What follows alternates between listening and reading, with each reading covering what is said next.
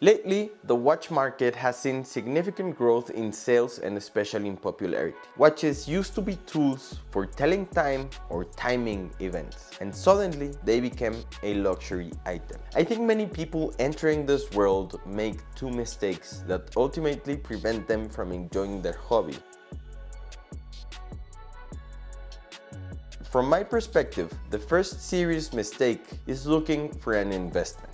Recently, many watches have surprisingly become investments, but the problem is that not all watches fall into this category. Only the most hype and exclusive watches have become true investments. Watches you couldn't buy directly from a store, the ones that required you to be on a wait list. This mindset has infected the minds of collectors, which I say in quotes because in reality, if they do this, they aren't really true collectors. Now, there are many people buying watches with the intention of not losing money when they sell them. And I mean, it's like getting married thinking you'll get divorced. It's better if you don't do it. If you want to invest, you're better off putting your money in the bank, buying stocks, or even buying Bitcoin. And even those investments aren't secure because no one can predict the future. I have friends who lost hundreds of thousands of dollars because they bought high when the watch market was at its peak, and now they're buried in debt due to overnight declines of 20 or 30,000 or more on the most popular watches.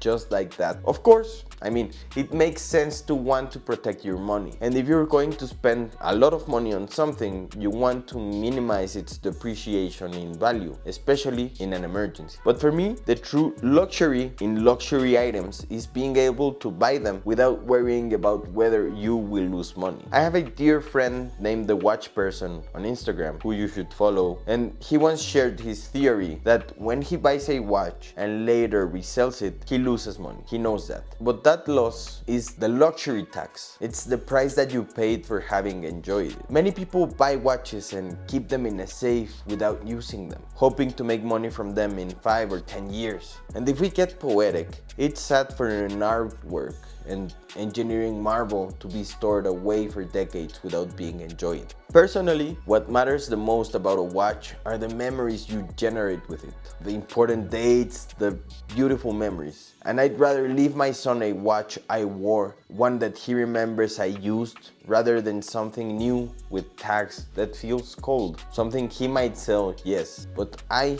believe the memories are worth more. The second mistake I see many people make, especially when they start collecting watches, is buying watches for the recognition of others. Now, don't get me wrong, I'm not saying it's a bad thing. I just say it's something I wouldn't do. In fact, the less recognizable the watch on my wrist, the better for me. There are many trendy watches that are recognizable and confer status. And if that's what you're looking for, then that's great.